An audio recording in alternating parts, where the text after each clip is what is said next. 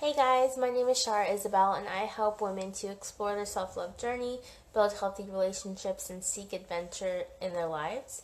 And today's video is going to be about how to know when to set boundaries in relationships.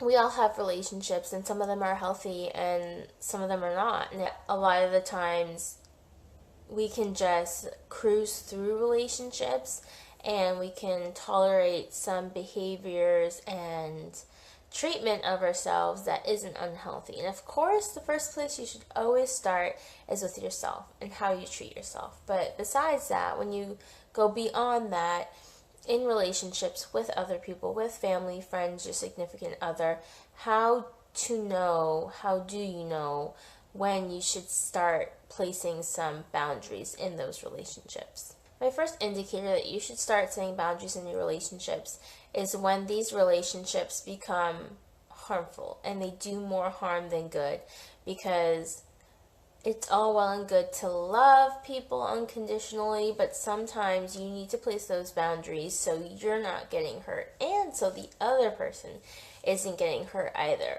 And so if your relationship has become toxic or unhealthy, it's not helping either of you to prosper and move forward.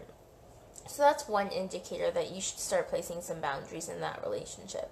The second indicator is when you guys are getting in an argument or you have a disagreement, when you need to take time to think about where you stand, what you want to do, and you just need that time to come up with your own response to it rather than just being influenced by the person you're talking to. That's an indicator you need to set boundaries in relationships. Maybe you and your significant other are at a crossroads and you're trying to figure out, do you want to have other guy friends, other girlfriends, besides, the two of you in your relationship? Like what are you okay with? What are you not okay with in your relationship? Whatever that may be. And maybe you need some time to think about what that is, and you need to place some boundaries to say, hey, I need some time. I need to figure out what I want and who I am, rather than just as a default going with what the other person says. And my third indicator for how to know when you need to set boundaries in a relationship is when the thought of that person or talking to that person depresses you. And I say that because if you love somebody and they're close to you in your life, it shouldn't make you sad to think about them or to think about talking about them.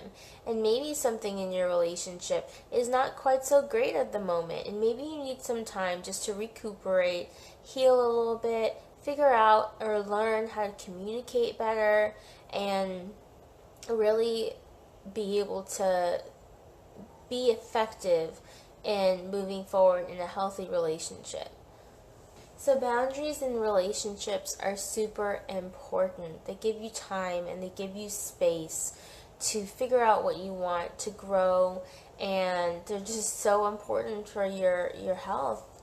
My three indicators for when you need to set boundaries in relationships are: one, when being around that person, talking to that person does more harm than good.